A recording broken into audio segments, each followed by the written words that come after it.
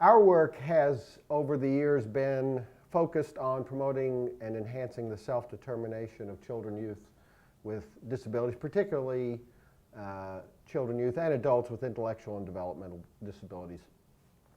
And one of the important lessons I've learned and have come to believe over the years is that we can intervene, we can provide opportunities, and there's a growing knowledge base about how to do that, to enable people to solve problems, to make decisions, to do the things that enable them to be actors in their own lives, as it were. But the fundamental barrier to us achieving the kinds of outcomes for people with disabilities, and again, particularly people with intellectual and developmental disabilities, I think is in fact how disability itself is understood, because how we respond to people with disability really is influenced and caused by how we understand disability in their lives. And I often talk about these issues in talking about three waves of the disability movement. And the first wave of the disability movement in America, roughly 1850 to the mid-1900s, is the professional movement. The field was dominated by professionals. Professionals made decisions for people, designed treatments, and parents and the rest of the community trusted professionals, assumed that they had the expertise and knowledge that was needed. And as anyone who knows the history of intellectual and developmental disabilities knows, the disability itself was understood in the context of an extension of the medical model, and people with disability were seen as sick or pathological or aberrant or atypical, different from the rest of us, if you will, and disability was seen as a problem within the person. And interventions were designed to fix, cure, or manage the problem. And in the early part of the 20th century, one of the darkest chapters of our nation's history, people with intellectual disability were warehoused in large state institutions so as to protect society from them. People were forcibly sterilized, and people were viewed as, in the terminology of the day, menaces to society. Into the 1950s, post-World War II, there emerged a second wave of the disability movement, and this is really the parent movement.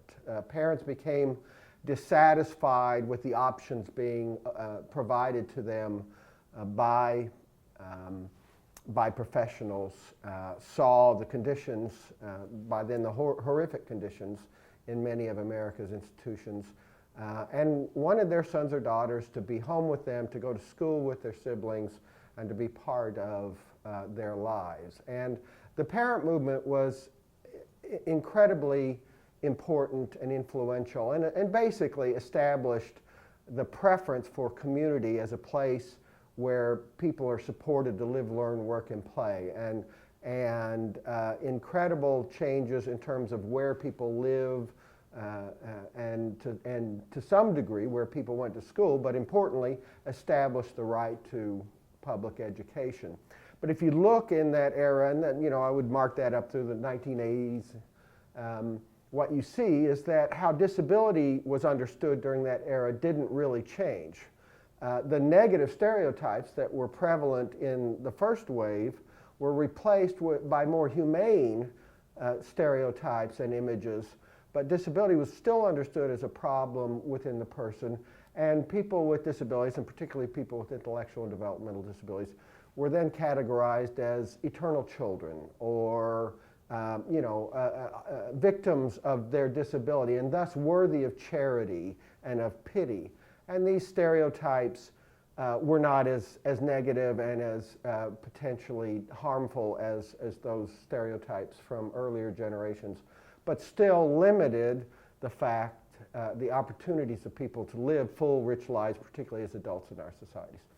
But with the advances of the parent movement, the advances in legislation and in civil protections, there emerged a third wave of the disability movement that we've called the self-advocacy or self-determination wave. And it's characterized by, first of all, the primacy of community inclusion across all domains of life, school, home, work, that people want and deserve to be supported in their communities. There's a focus on empowerment and a focus on self-determination and enabling people to live the lives that they want to live.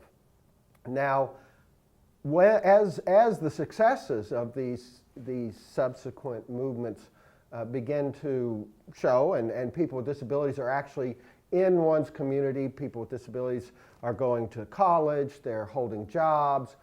The old models of disability that viewed people with disabilities as broken and as a problem become increasingly unhelpful and irrelevant.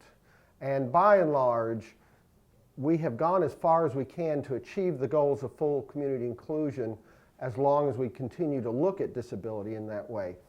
They've been replaced beginning as early as 1992 with the then AAMR terminology and classification system, talking about social, ecological, or person-environment fit models of disability where the disability is viewed only in the gap between personal capacity and the demands of the environment, whether it's school, work, home. And the degree to which we can reduce and eliminate that gap so that people are successfully functioning in typical valued contexts in school, in their community, in work, disability, the impairment certainly doesn't go away, but disability at some level becomes irrelevant. It doesn't matter if the supports, if the supports are in place that enable them to be successful. What does it matter? So, and those focal points of disability as residing only in that gap are, I believe, the real key to achieving greater progress in terms of greater community inclusion and school inclusion and better quality of life for people with disabilities. Because these are strengths-based. So for one thing, we begin discussions around how to support a person based on what they're good at, what they like, what their preferences, what their values, what their family around them, involve, what they want to be involved. They're strengths-based. We begin talking about what people do well and not what they don't do well. Secondly, it places a lot of the emphasis on modifications to the environment and the context that enable people to be successful. And technology is increasingly providing a lot of sophisticated supports. One of the, for anyone who works in the area of employment for people with disabilities, one of the barriers across the United States for decades and decades has been transportation. People can't get to work. They can't get to work on time. They rely on systems that either break down or don't function. And transportation becomes one of the largest barriers. In 20 years, we'll have automobiles that drive themselves. And no longer will that be a barrier. And nothing about the personal capacity has changed. What has changed is that we've changed the context to be able to enable people. And I've said it before, and I talked about this last year here at this meeting. I honestly believe that we have the knowledge, we have all the knowledge we need to be able to support people with intellectual and developmental disability to live full, rich, enviable lives in their communities, to be supported in the school.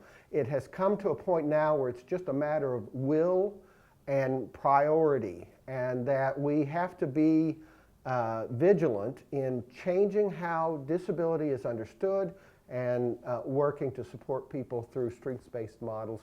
And through that, we will be able to enable them to become more self-determined and enable them to live fuller, richer lives.